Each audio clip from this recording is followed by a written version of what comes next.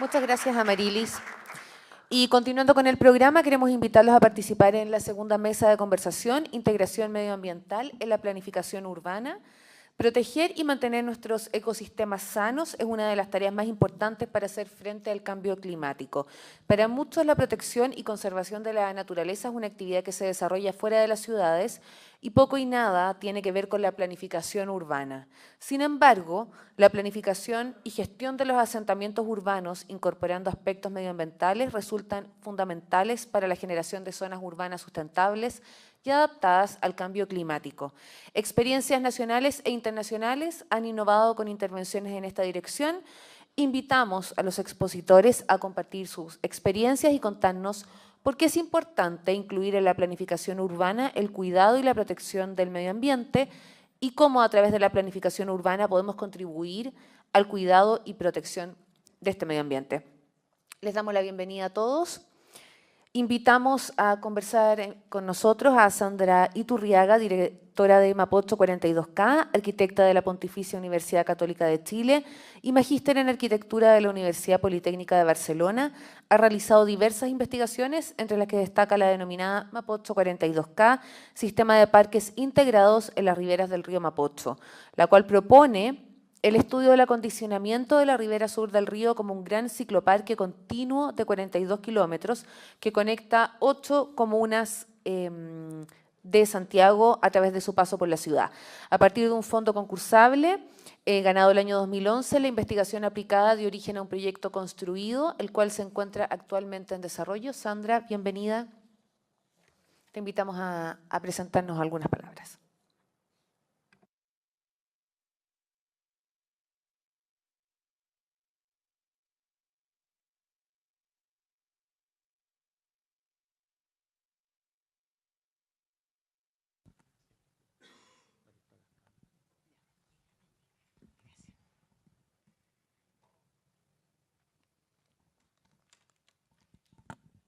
Bien, buenos días a todos. Muchísimas gracias a Ciudad Emergente por su invitación. Creo que es una magnífica oportunidad de poder no solo socializar lo que estamos haciendo, sino que también compartir experiencias comunes y tratar de avanzar en una misma dirección.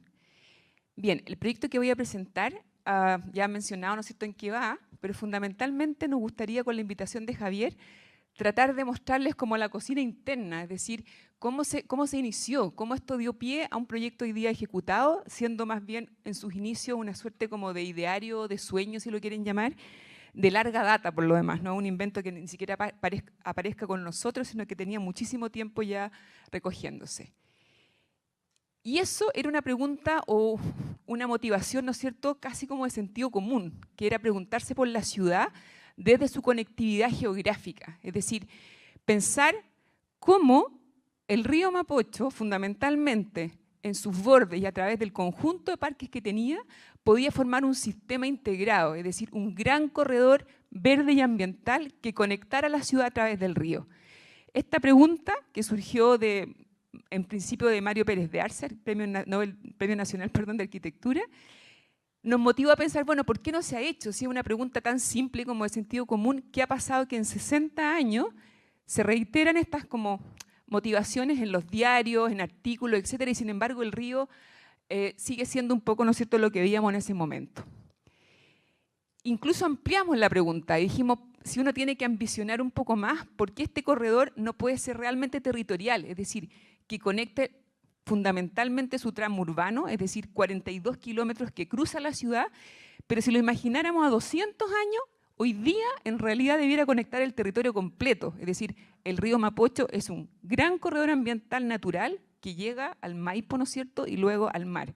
Eso en otros países, que están mostrados aquí, ¿no es cierto?, España o Seúl, etcétera, ya lo estaban haciendo cuando partimos con esta pregunta el año 2009. Es decir, no era una pregunta tampoco tan extraña ni que fuera irreal. Pero lo estaban haciendo remodelando fundamentalmente áreas, perdón, me equivoqué, Luis, ¿me ayuda ahí? Sí, es que el cursor, quiero retroceder antes, quiero retroceder. Me fui muy adelante con el, ahí, y el indicador, ese. Estoy un poco piti. ellos estaban remodelando grandes áreas urbanas y, sin embargo, la conectividad en nuestro caso era mucho más singular, porque nuestra ciudad, ¿no es cierto?, en ese gran eje que es el río, en sentido oriente-poniente, tenía muchas más posibilidades de conectar territorios. Y esa conectividad de territorios no era solamente en términos geográficos o ambientales, sino que es fundamentalmente social. Es decir, Santiago sabemos que es un territorio fragmentado en muchas comunas, y en el eje del río eran 11 comunas y 16 si uno las mira hasta el Maipo. Es decir, la capacidad de conectividad que tenía este territorio ambiental sigue siendo hasta hoy uno de sus valores más importantes. Si nos poníamos esa premisa, también era algo que no era un invento de ahora, sino que, al revés de lo que se suele decir, que el río Mapocho es como la trastienda de Santiago, en realidad no es así. El río Mapocho y su borde y su ribera fue el primer espacio público de escala metropolitana que tuvo Santiago, es decir, los tajamares, ya a inicio, ¿no es cierto?, del siglo XVIII, ya eran un paseo, no eran trastienda, por mucho que hubiera otras situaciones aledañas, pertenece como a nuestra memoria urbana, y en ese sentido se trataba de recuperar, junto con este espacio público, ¿no es cierto?, hoy, su memoria singular de hace mucho tiempo. Y esto es lo que estaba pasando. Si uno sueña, también hay pesadillas que se cruzan entre medio. Es decir, esta era la peor de las pesadillas del año 2006, que empezó singularmente ¿no es cierto?, a insertar nudos de vialidad importantes a escala metropolitana en algunos sectores, y ya estaba prácticamente consolidándose en la ribera norte, a todo su largo. Es decir, este era el escenario como de emergencia o de urgencia que muchas veces nos encontramos, al cual asistimos como de forma muy pasiva como sociedad. Y la pregunta tenía como un círculo bastante como virtuoso, es decir, si ya nuestra memoria eran de espacios públicos a lo largo del río como con bastante importancia, al modo por lo demás de infraestructura, es decir, el Tajamar fue una gran infraestructura para Santiago, si habíamos pasado por esta especie de estado llamémoslo, ¿no es cierto?, intermedio o negativo, la pregunta era cómo volver, ¿no es cierto?, a cruzar Santiago por su territorio, por su río fundamentalmente, como el principal espacio público que pudiéramos contar. Y nos propusimos una cosa muy simple, por lo demás, que cuando uno empieza con estas motivaciones, es decir, primero los territorios hay que conocerlos, primero la ciudad hay que conocerla.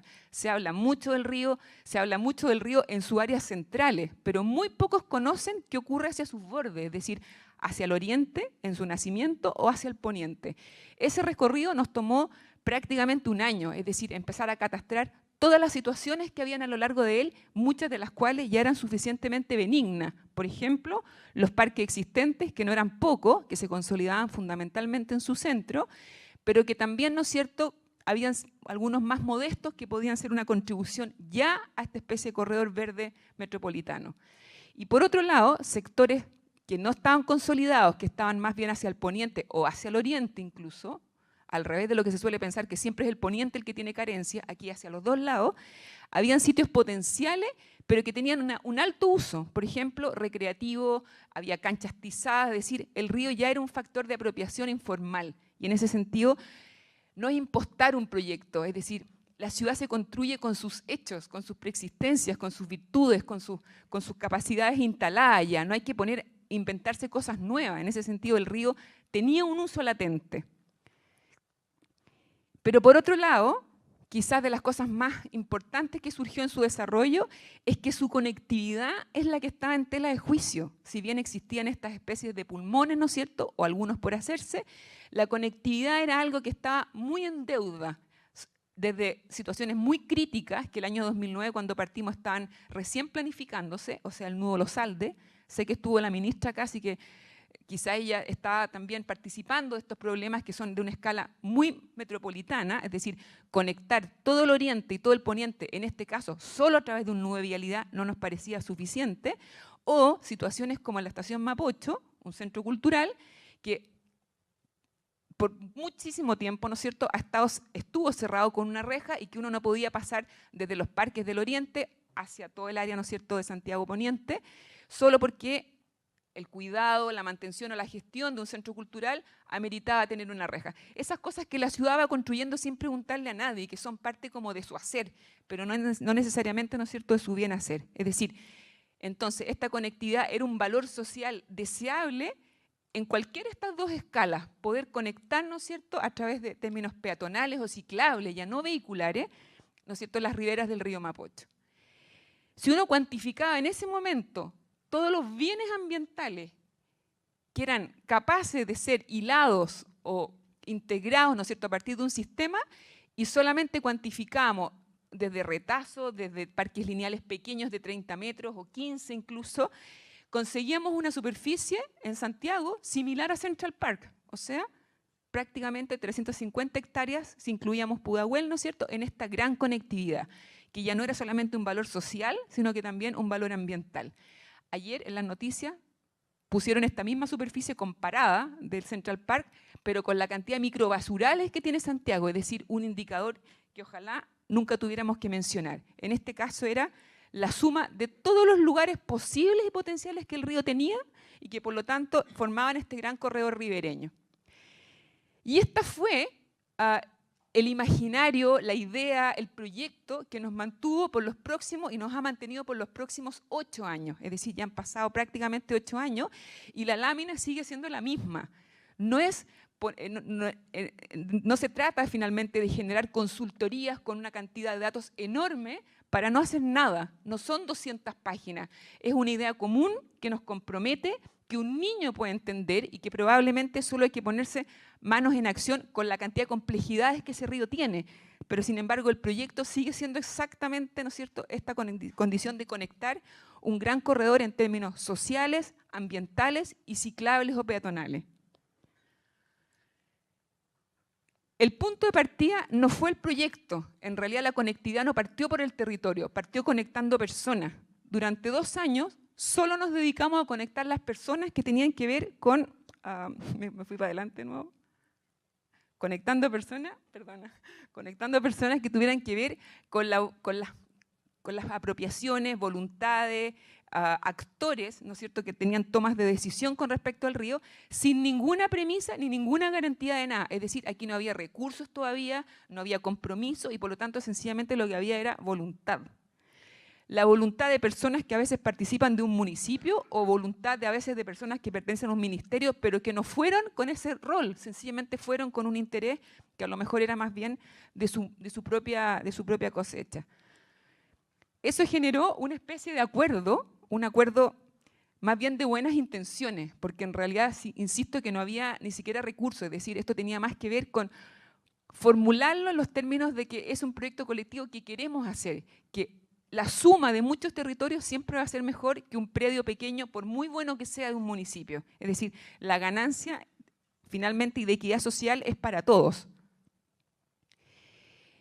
Y el diseño también tuvo que partir por premisas que a veces no desconocemos con los arquitectos, que es no solamente diseñar y poner en acción parámetros que tenemos muy bien sabidos técnicos, ambientales, etcétera, sino que ponernos de acuerdo incluso en la palabra. Es decir, hablar de un cicloparque, hablar de un corredor verde, hablar de una vía verde, no estaban ni siquiera en nuestro léxico urbano y por lo tanto hubo que ir a la normativa, empezar a permear esta palabra.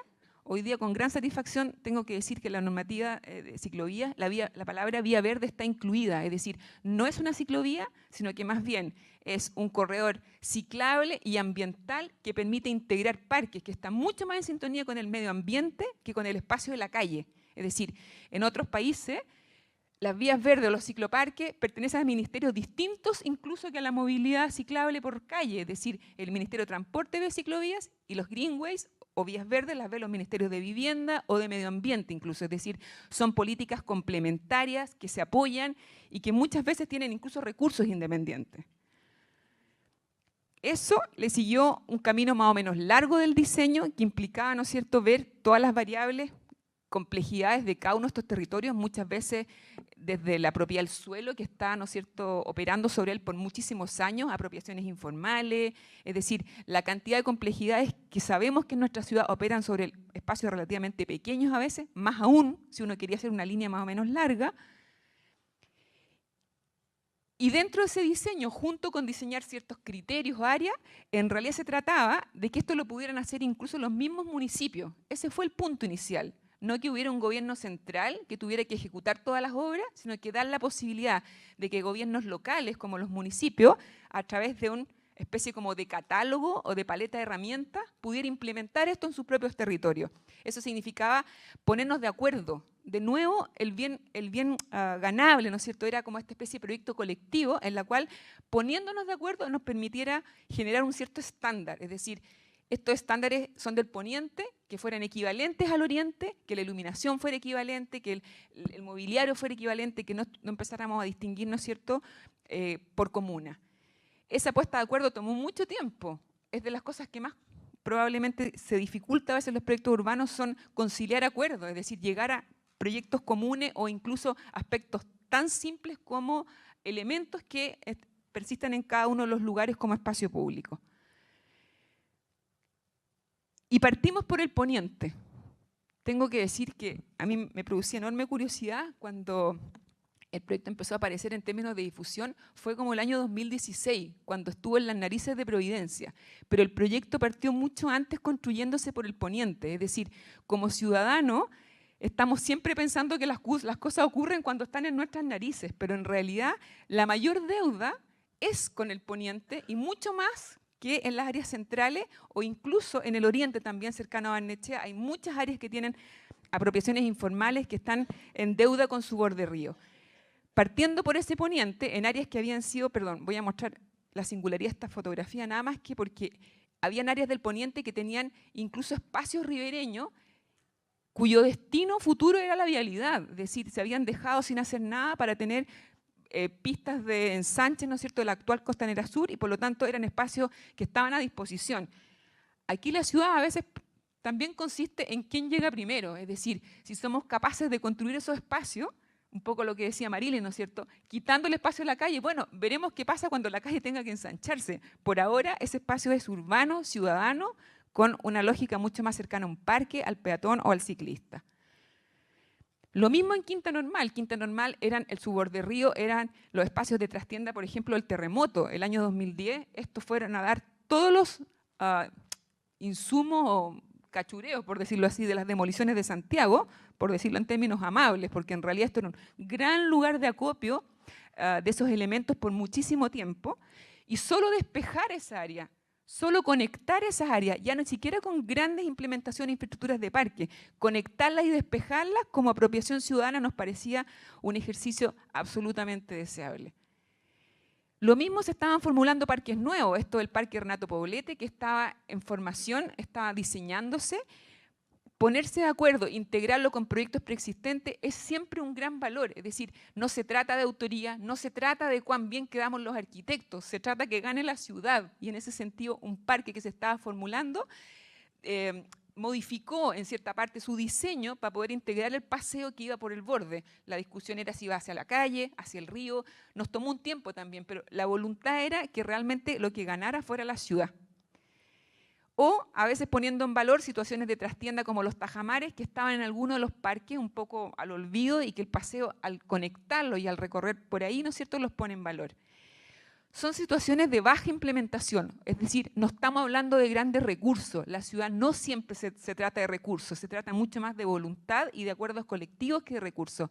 Esto era Providencia, donde eran zonas que tenían un estándar más bien apropiable por las situaciones privadas que existían en sus bordes, es decir, estaban usados como estacionamiento, como pequeños parquecitos usables por ciertas entidades más bien locales, y de lo que se trataba de hacerlos parte, el proyecto era de ello, es decir, hasta qué punto esas mismas personas son usufructuarias, ¿no es cierto?, de espacio colectivo una vez que este aparece. No se trata de cuánto puedo ganar yo, se trata de cuánto puede ganar la ciudad en su conjunto. No sé si llamarle urbanismo táctico a esto, porque en realidad, si nos ponemos a ver la cantidad de operaciones o de diseño, en realidad no es más que esa paleta que les mostré. Es decir, no son grandes parques. Los árboles, por ejemplo, era un atributo que existía. Si ustedes se fijan acá, los árboles estaban mal mantenidos, perdón. No era que no existiera un atributo urbano arbolado. El tema es cuando tú le otorgas un suelo colectivo que los haga aparecer por primera vez y además frente al río. Esta es la misma situación ganada con implementaciones relativamente bajas, incorporando, por ejemplo, esfuerzos que fueran de pavimentos drenantes, homologar los estándares de diseño en todas las comunas. No era mucho más que eso, sino que ir ganando esta conectividad en los tramos donde esta no existía. Esto es Vitacura, tenemos mala memoria, pero esto hace muy poco. Es decir, Vitacura, su borde río, lo consolidó en los últimos 4 años, cuando, ¿no es cierto?, estas edificaciones relativamente grandes empezaron a aparecer, pero la discusión estaba puesta en este minuto, es decir, ¿qué se hace con ese espacio ribereño? Lamentablemente no traje una foto primera del ejercicio final que hoy día está en el río, que era una simple vereda de una exigüidad así, pero infame, digamos, para un espacio de esta escala, que en realidad uno diría, bueno, ¿por qué no ambicionamos más? Hoy día tiene los mismos 10 metros, con la diferencia que, porque no hubo caso, ¿no es cierto?, que la vialidad destinara mucho más, pero esos 10 metros están conectados con el mismo estándar y el parque se junta con el paseo, es decir, todo el parque es una ganancia una vez que uno, ¿no es cierto?, hipoteca ese borde en términos públicos. Esto hoy día, ¿no es cierto?, el tramo de Vitacura, que no es distinto al poniente, en ese sentido es mucho más angosto, de hecho, acá. La pregunta es que si está tangente al río, la ganancia es de todo ese corredor ambiental. En general se tiende a hablar de las ciclovías como corredores lineales, como si la ciudad se pudiera segmentar por línea. En realidad la ciudad es un total, por lo tanto, si tú pones una línea al lado de un borde río, lo que ganas es un parque de 80 metros, de 70 a 80 metros, que es lo que hoy día existe en estos sectores. Y la conectividad también, esa conectividad que les mostré interrumpía o latente ser interrumpida cuando empezamos, ¿no es cierto? Solo conectar 2 comunas bajo un paso nivel es una ganancia urbana enorme.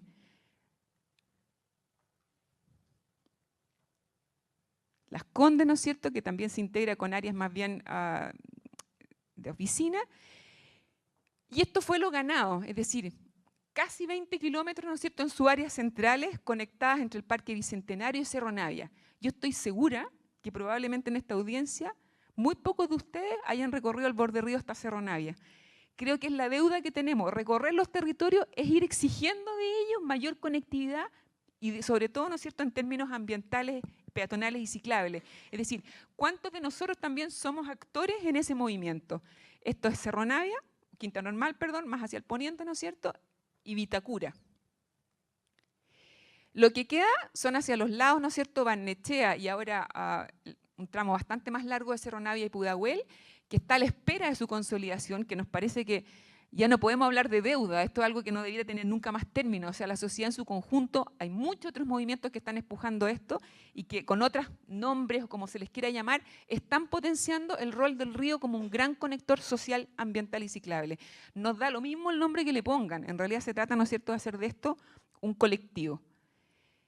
En el caso de Cerro Navia, la posibilidad de generar un parque lineal que hoy día sería como el mejor atributo urbano de todos los sectores del poniente, que significa, ¿no es cierto?, casi 10 kilómetros de Pudahuel y casi 5 kilómetros de Cerro Navia, con una extensión de parque que es equivalente, por ejemplo, al Parque Bicentenario, que sería, ¿no es cierto?, que podría contar esta área poniente, y con atributos que están incluso más cercanos al río por el hecho de que no tengan contenciones como las que existen en el área central. Bien, no quiero extenderme mucho más porque creo que hay otros exponentes, pero en realidad esto es lo que estamos conectando.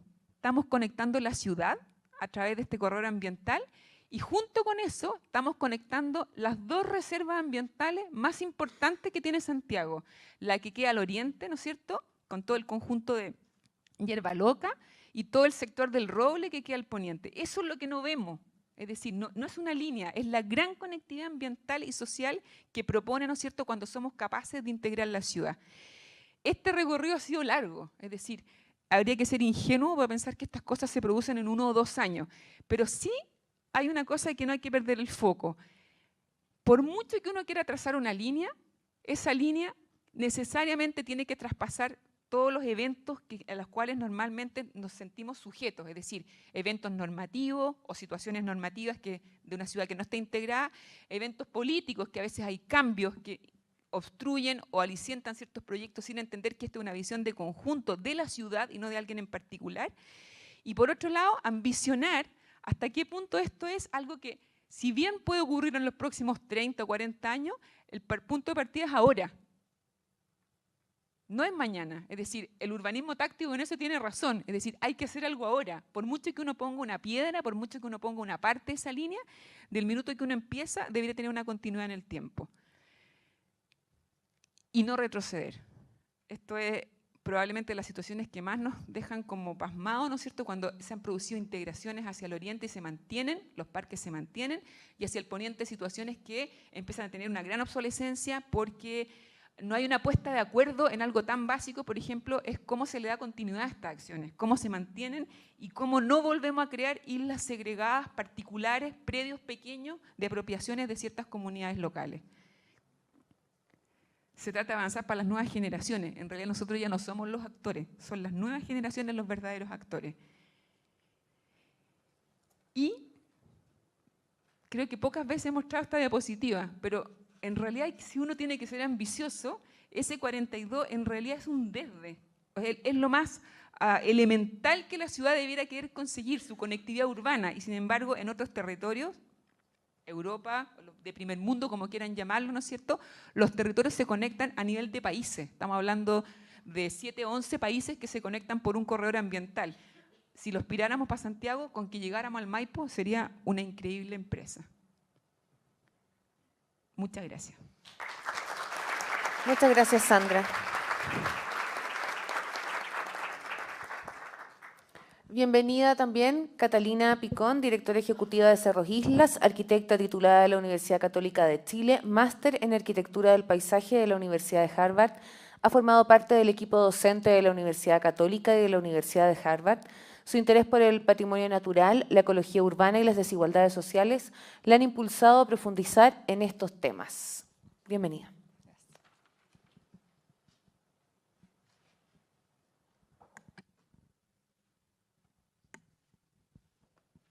Bueno, por mientras que aparece la presentación, agradecerles por esta invitación y principalmente dar gracias a Ciudad Emergente por el hecho que se genere en esta instancia. Creo que es súper importante tener la oportunidad de poder conversar, ya sea por entidades públicas, privadas, ONG, dónde estamos y hacia dónde queremos llegar en el desarrollo de las ciudades.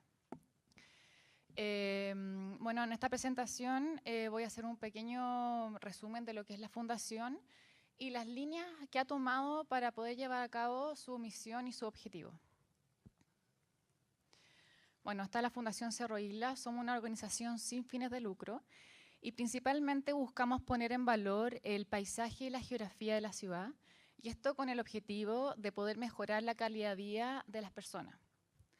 Tenemos una primera misión que es recuperar 26 cerros que se encuentran dentro del área urbana, y esto con el fin de poder enfrentar los desafíos ya sea ecológicos, sociales y medioambientales relacionados con las problemáticas del siglo XXI. A pesar que tenemos esta visión o primer objetivo que es recuperar estos 26 cerros, nos enmarcamos dentro de este pensamiento un poco mayor que es pensar la ciudad en el largo plazo. Volviendo un poco hacia atrás a nuestros orígenes del paisaje, donde cuando recién las ciudades se empezaron a instalar en este valle, en este caso en la ciudad de Santiago, y se regían por las leyes de India, estas decían que las ciudades debiesen instalarse donde existieran recursos naturales, es decir, agua, donde existiera tierra fértil y donde existiera seguridad. Y nosotros queremos volver a hacer ese mismo ejercicio, pero hoy. Es decir, ¿cuáles son estos elementos naturales que nos dan los beneficios esenciales para nosotros poder sobrevivir? A pesar de que Santiago ha tenido un desarrollo muy rápido, esto ha generado un desarrollo más bien extensivo en la ciudad, provocando gran fragmentación del paisaje, no teniendo en cuenta estos elementos que nosotros estamos tratando de identificar. Todavía nosotros vemos una gran oportunidad de poder rescatarlos y poder incorporarlos dentro de la planificación. Tomando principios de la ecología del paisaje, nosotros acá empezamos a decir, bueno, ¿qué serían los Cerro Islas dentro de este concepto? Los Cerro Islas pasarían a ser parches, pasarían a ser unos conectores dentro de este sistema general de Santiago, un sistema verde que pudiese apuntar a mejorar la calidad de vida de la ciudad. Todo esto con el objetivo de enfrentar el déficit y la falta de accesibilidad a las áreas verdes, siempre para promover la equidad en el desarrollo urbano y social. Bueno, y el contexto de Santiago, para muchos que no saben, esto fue un índice que sacamos en conjunto con la Universidad Adolfo Ibáñez, el Centro de Inteligencia Territorial, con Luis, donde calculamos cuáles eran las áreas verdes accesibles para los habitantes de Santiago. Y este promedio que sacamos fue 3,3 metros cuadrados de áreas verdes por habitante. Tan solo para darles como un referente, estándares internacionales indican que por lo menos debiésemos tener 20 metros cuadrados de áreas verdes por habitante. O sea, estamos súper, súper, súper lejos. Más aún es que estas áreas verdes que tenemos están localizadas principalmente en el cono nororiente de la ciudad, que está directamente relacionada con los sectores de grupos socioeconómicos más altos de la ciudad. También podemos ver cómo estos índices acá indican que, por ejemplo, Vitacura tiene 7,9 metros cuadrados de áreas verdes por habitante, su índice de calidad de vida 71, versus Puente Alto, que tiene 2,2 metros cuadrados de áreas verdes y su índice de calidad de vida es 36. Es decir, hay una relación directa entre las áreas verdes y la calidad de vida de las personas. Esta es una imagen que hace muy poco sacó la NASA y no es algo nada que estamos inventando, sino es una foto de Santiago y acá se ve claramente dónde están localizadas las áreas verdes dentro de la ciudad, es decir, en el mismo sector que nosotros mapeamos y que le mostramos la imagen anteriormente. Entonces la pregunta aquí viene, ¿por qué nosotros como fundación decidimos partir por los cerros Islas de Santiago? Nosotros vemos en estos 26 cerros una gran oportunidad, un recurso privilegiado para poder solucionar la deficiencia de áreas verdes de la ciudad y su desigual distribución. Acá nuevamente hicimos un ejercicio donde dijimos, ¿qué pasaría si estos cerros, estos 26 que nosotros estamos identificando, y los terrenos tienen terrenos disponibles para hacer áreas verdes, fuesen considerados dentro del área verde de la ciudad? Y dentro de ese ejercicio, la sumatoria dio que estos suman alrededor de 4.500 hectáreas. Y estas 4.500 hectáreas podrían mejorar el índice de 3,3 a 11,65. O sea, lo mejoraría muchísimo, sin embargo, todavía estamos súper lejos de los 20 que anteriormente les mencioné. Bueno, ahí se movió. Otra cosa que es muy importante es decir que muchos de estos cerros están ubicados en las zonas más vulnerables de la ciudad, en las zonas que tienen menos áreas verdes. De hecho, 3.700 hectáreas, que son esos cerros que están marcados en rojo, están ubicados en comunas que tienen en promedio 3 metros cuadrados de áreas verdes por habitante. Y en este sentido, ¿cómo trabajamos como fundación? ¿Cómo tratamos de abordar esta problemática? Trabajamos principalmente en 3 líneas de acción. Educación, en donde creemos que somos una plataforma que necesitamos generar información para poder consolidar este objetivo que es de los cerros. Por otro lado, proyectos.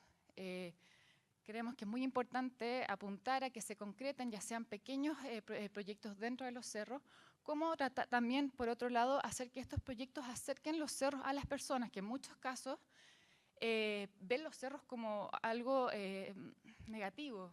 Se han generado sectores de inseguridad, por ejemplo. Y por otro lado, agenda pública. Creemos que es muy importante estar recordándoles a las entidades relacionadas competentes que es importante esta temática.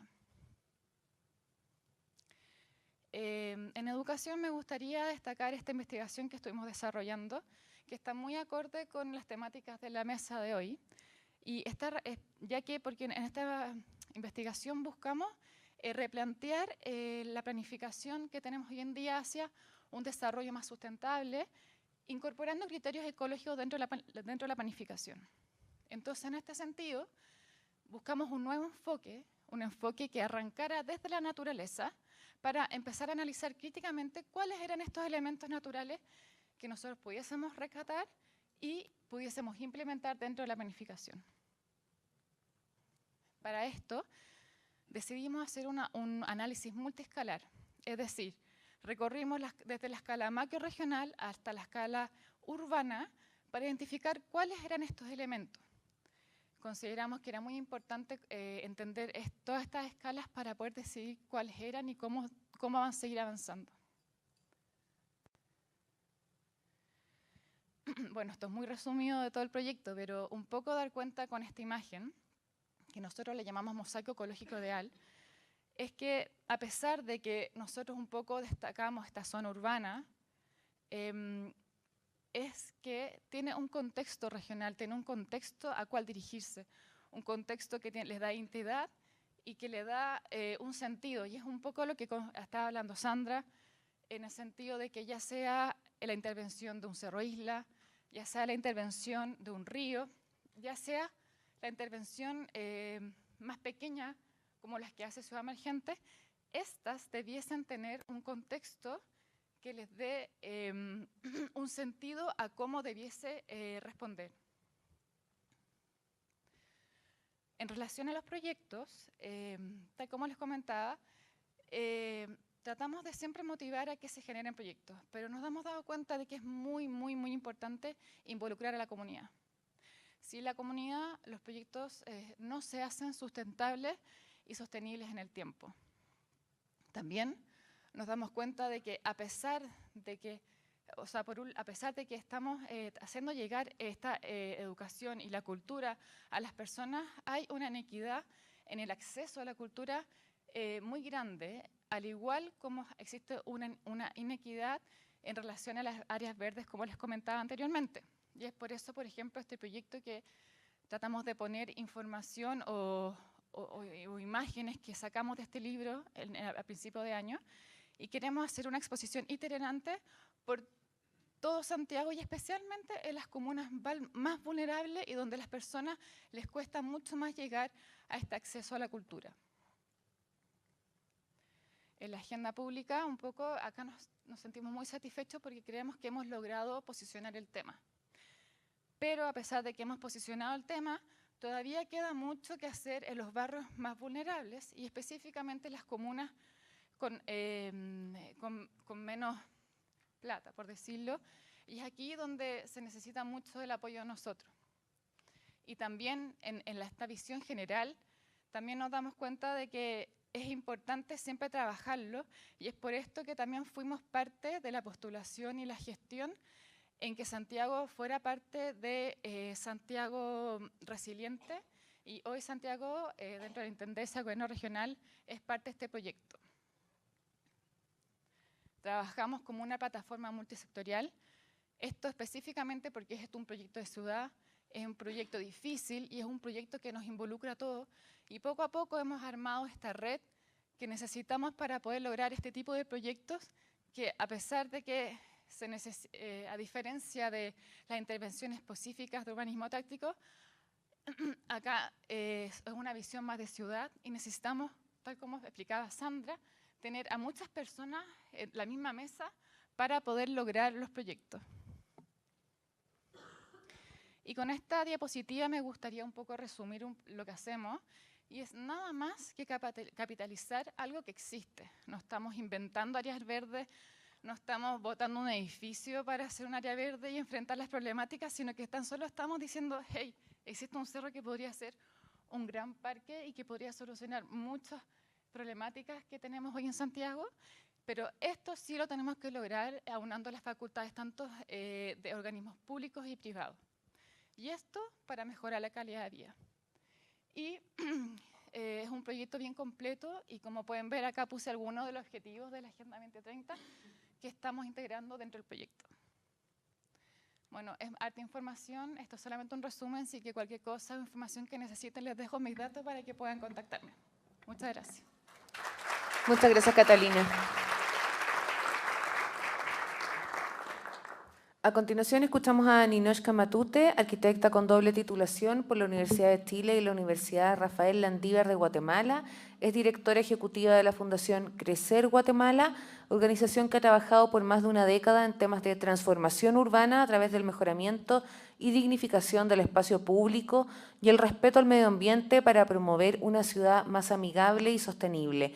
Actualmente, desde Fundación Crecer, lidera la Mesa de Barranqueros, una plataforma que aúna diferentes entidades en torno a la habilitación participativa de barrancos.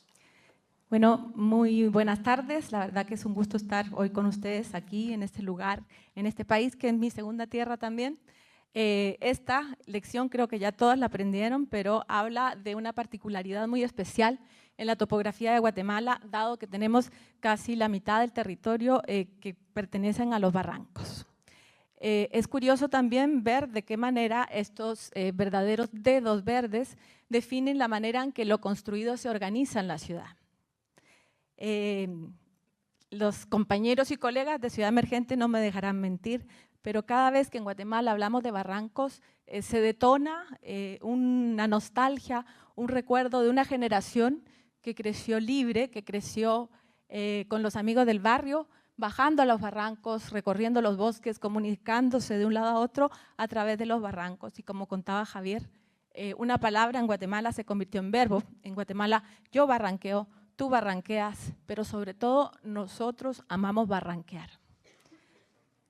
Lamentablemente esta historia, tan hermosa como toda buena historia, fue breve y la ciudad empezó sistemáticamente por décadas a agredir violentamente a sus barrancos, convirtiéndolos en basureros, en todo lo que las ciudades no quieren mostrar, en segregación social, en depredación. Y en Guatemala es muy fácil de ocultar porque, a diferencia de los cerros, están ocultos en los barrancos.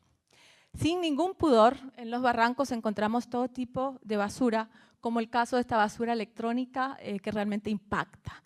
También es en los barrancos donde los asentamientos informales se ubican, a pesar del evidente riesgo de desastres naturales. Sin embargo, también es importante que yo les cuente que ya en los años 70 se empieza a hablar de una nueva visión de la ciudad y se habla del cinturón ecológico metropolitano como un concepto de desarrollo y de planificación de la ciudad. Lamentablemente al día de hoy no ha cuajado del todo la idea, pero sí es importante decir que existen varias organizaciones ecológicas que han seguido trabajando el tema de este cinturón ecológico como un sistema de espacios naturales y parques ecológicos que son un potencial enorme para nuestra ciudad. Es recién en el año 2009 que por fin la Municipalidad de Guatemala aprueba el Plan de Ordenamiento Territorial, el POT. Aparte de ordenar un poquito la ciudad, para nosotros lo más importante aquí es que se declaran los barrancos como zonas generales cero, la G0. Esto implica que no se pueden hacer ningún tipo de desarrollo en las áreas de los barrancos más que la conservación ecológica, y esto da pie entonces para poner en la mesa todos los valores y los servicios ambientales que los barrancos le pueden proveer a una ciudad. La disminución de la contaminación ambiental, el contacto, la facilidad para tener actividades físicas, la disminución de la contaminación acústica, espacios verdes para fomentar esa biofilia que es tan natural en los seres humanos, moderar la temperatura, en fin, infinitos beneficios que más recientemente se han puesto en la pauta de los desarrollos, investigaciones en las universidades, y uno de estos trabajos, el más importante a mi juicio, es esta publicación que nos invita, como su nombre lo indica, se llama Barranco Invertido, a invertir este concepto tan cruel que se ha tenido en los barrancos y ver en ese potencial enorme, que de momento son problemáticas, el potencial de desarrollo para nuestras ciudades. Esto mismo entonces ha fomentado la proliferación de diferentes movimientos colectivos. Tal vez el más cercano y más importante es el Barranqueando, que agrupa a una serie de personas amantes de la vida natural y que ven en los barrancos un futuro sustentable y posible. Particularmente nos encontramos con un grupo de vecinos de la zona 15 que decide involucrarse, esto es muy importante, sobre todo en Guatemala, y ya asume el desarrollo del barranco de su barrio y hasta se le bautiza como la jungla urbana. Esta maravillosa serpiente verde que ven aquí es el barranco de la jungla urbana. Lamentablemente lo que tenemos de acceso actualmente son 4 manzanas, pero el potencial es claro y es una mezcla de los cerros y del río Mapocho para convertirse verdaderamente en un eje, en un parque urbano a nivel metropolitano que está ahí, pero que no tiene la conectividad por invasiones formales e informales que de momento no se han negociado, pero que están ahí. Vivir esta experiencia al barranquear es realmente impactante. En todos los barrancos de la ciudad de Guatemala uno se inserta en esta jungla, en este bosque, y de repente, ¡pum!, se recuerda que estamos en las áreas centrales de la ciudad que se imponen. También es increíble cómo estos pulmones, que están por todos lados, cómo es posible que la ciudad se haya desarrollado dándole la espalda a los barrancos. Sin embargo, como en toda problemática, esta es también una oportunidad. Y por qué no pensar en que poco a poco vamos a ir dándole vuelta a la ciudad y dándole las fachadas a este maravilloso paisaje verde que tenemos en los barrancos. Si ustedes bajan en estos espacios de los barrancos, pareciera que estamos en otro lugar. Es increíble también cómo es que las casas levantan altos muros sin percatarse que atrás tienen uno de los bosques más espectaculares del mundo. Con toda esta base y este potencial de los barrancos, recientemente tuvimos el privilegio de ser parte de este proyecto de ciudades compartidas, transferencia de conocimiento que es aún más valioso y liderado de manera magistral por el equipo de Ciudad Emergente y facilitado por el Fondo Chile. Esta cooperación maravillosa que nos hizo conocer las estrategias del urbanismo táctico. Como ya lo vieron antes, en los días de diciembre del año pasado, pudimos evidenciar e invitar a la gente a experimentar lo que realmente significaría tener en los barrancos estos espacios de encuentro y de conexión. Se aplicaron diversas tácticas de cohesión, las tácticas medioambientales, también las tácticas de movilidad, pero lo maravilloso de todo esto es que no solamente son eventos, sino que a través del urbanismo táctico, el árbol de ideas, las mediciones, las encuestas, pudimos recabar una serie de resultados, de datos, que nos llevaron a cambiar y a reenfocar, por tanto, varias iniciativas a través de creencias, ¿no? Nosotros creíamos que la gente no bajaba a los barrancos por un tema de inseguridad, por el contrario, la gente dijo que no bajaba a los barrancos por un tema de contaminación. Finalmente, bueno, cumplimos el reto ya en el mes de abril de este año. Llevamos a cabo la aplicación de otras tácticas sin la presencia directa del equipo de Chile.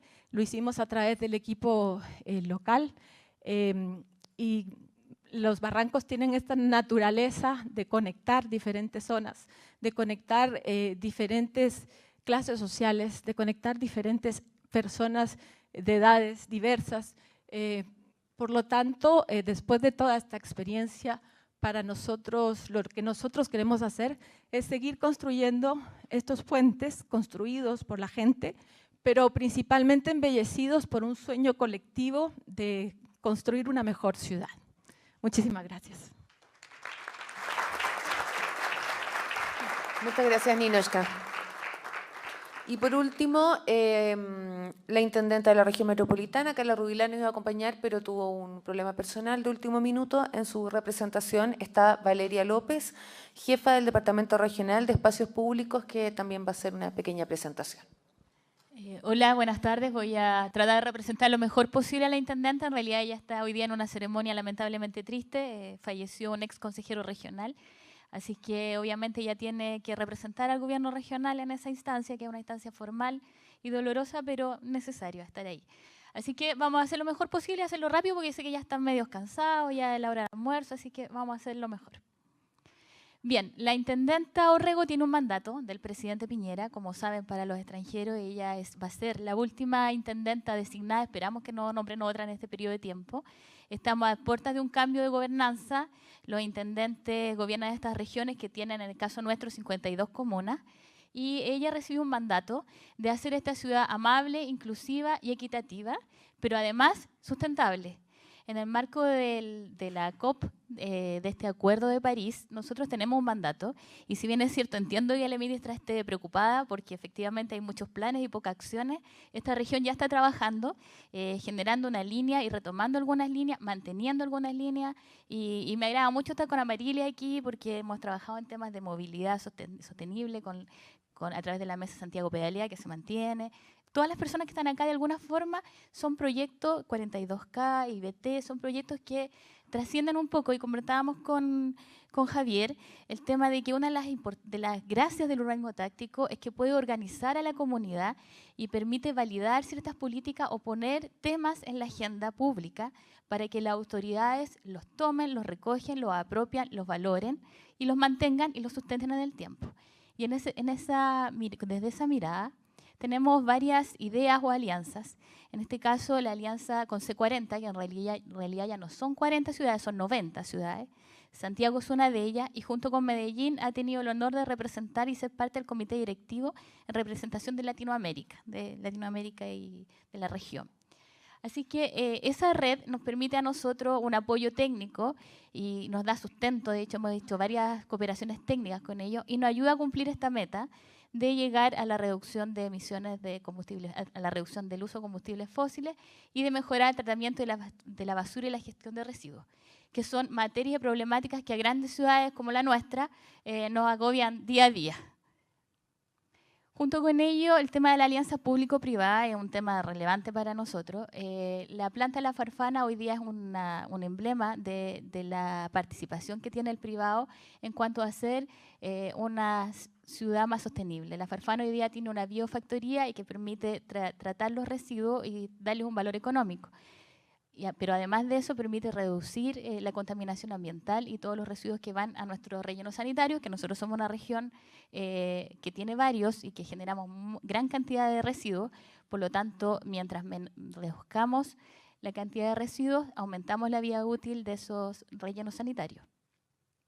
Obviamente tenemos otros proyectos como lo que es construcción de puntos limpios, etcétera, pero no es la idea darle la gran extensión. Y el Waste to Energy, que es una materia que ha surgido un poco desde la academia, que es una preocupación, que es la posibilidad de con esta basura generar algo de energía y tratar de efectivamente ser más sustentable, pensando en que la sustentabilidad tiene varios componentes: ambiental, social y económico. Y el económico no es menor. En este contexto, hoy día estamos cerrando una etapa de un estudio de factibilidad que pronto va a salir, se va a compartir con la academia para poder exponer los resultados. Ya hay algunas ideas de cómo podemos hacerlo, pero obviamente falta mucho todavía, pero es un tema que está en la agenda y lo planteo aquí para que lo sepan, para que lo compartan, y también es un tema que tenemos que relevar. Para eso también contamos con la cooperación de la Fundación Rockefeller, que nos ha puesto en esta red de ciudades resilientes. Y lo que es movilidad y ciclovía, la movilidad activa es una prioridad de la intendenta. Muchas veces me han preguntado si sigue siendo. Sí, sigue siendo. Le encanta el tema de la movilidad activa. Acuérdense que ella es de profesión, es médico, así que el tema de la movilidad, lo que planteaba Marilis, asociada a nuestros índices de morbilidad. Nosotros somos la región de Latinoamérica y el Caribe que tiene mayor índice de obesidad infantil, y eso no es menor, porque en el fondo influye en las políticas públicas de salud, influye en la calidad de vida de esos niños a futuro, influye inclusive en su salud mental. Así que estamos trabajando en eso. Además, estamos trabajando también en lo que es la promoción de otros medios sustentables, como los trenes de cercanía, los buses eléctricos, que ustedes saben que planteó la ministra de Transporte. Así que estamos apoyando, y no solo con intención, sino también con recursos desde el FNDR. Y esto que es algo más que afecta al espacio público, que tiene que ver con esta cantidad de cables que afean nuestras ciudades, y que efectivamente, claro, nosotros tenemos una gran desigualdad entre los recursos económicos que administra entre una comuna y otra. Entre Vitacura y Tiltil, la cantidad de recursos que esos gobiernos locales tienen para poder hacer gestión de sus espacios públicos es abismalmente diferente. Es muchísima. Como idea, los recursos de Vitacura son equivalentes a los recursos que tiene el gobierno regional para las otras 51 comunas. Por lo tanto, todo lo que nosotros podamos apoyar a los municipios en gestión del espacio público, en mejorarlo, va a ser siempre en beneficio de las personas más carenciadas, porque lamentablemente son las personas más carenciadas que se replican y viven en comunas con menos cantidad de recursos. Paralelo en eso, no está aquí, pero igual lo voy a mencionar porque es más de mi área. Estamos trabajando con los indicadores de IBT en un modelo de intervención territorial que pretende identificar aquellos sectores que tienen menor acceso a bienes urbanos. Y entre esos bienes urbanos está la calidad de sus espacios públicos. Y para avanzar, para andar más rápido, porque los estudios igual se demoran y tienen un tiempo, ya estamos cerrando un proyecto ahí a punto ya de presentarlo al Consejo Regional, así que esperamos que nos lo aprueben, de 35 almas activas que le hemos llamado, que es recuperación de espacios públicos locales. Estamos partiendo por los barrios, por los más pequeñitos, y hemos tenido una gran participación ciudadana y ha sido muy entretenido, ha sido para nosotros muy enriquecedor como profesionales porque trabajamos en un nivel de gobierno intermedio, por lo tanto tendemos a estar un poco lejos de la comunidad y ha sido nuestro propio urbanismo táctico a la manera del gobierno regional, instalándonos en las plazas, llamando a la gente, pidiéndole apoyo al municipio y la comunidad lo recibió, la verdad es que de manera excelente. De las 35 plazas que postularon los municipios, dijimos se nos van a caer algunas, la gente no las va a querer, al contrario. Ha sido maravilloso y han sido aportes muy, muy importantes en el diseño, muchas cosas que nosotros no vimos, que los técnicos del municipio no vieron, la comunidad es quien las refleja. Y a veces basta con ir, instalarse ahí, poner audio y unos pendones, pararse y hablar y la gente llega y eso es muy importante. En general, como resumiendo, y como para darle un poco de contexto entre urbanismo táctico y medio ambiente, yo a veces como que reclamo un poco el tema de urbanismo táctico, me gusta más hablar de diseño incremental, porque el urbanismo táctico, si bien es cierto, es una herramienta, es una primera fase, o sea, yo llego, me instalo, hago una táctica, mido, pero la idea es que alguien después recoja esos datos, recoja esa idea y las concrete en un proyecto. Y en ese contexto, la alianza público-privada, la alianza entre las organizaciones ciudadanas y el Estado, que en este caso me toca representar, yo creo que es clave. Así que muchas gracias, Ciudades Compartidas, por hacer posible esta instancia. Muchas gracias, Valeria. Y yo les quiero agradecer en nombre de Ciudad Emergente que a todos los asistentes y expositores que hoy nos acompañaron en este Salón de Urbanismo Táctico, Ciudades Compartidas para la Cooperación Sur-Sur, los dejamos para que puedan almorzar, pero los invitamos a volver a las ponencias dinámicas que empiezan a las 2:30.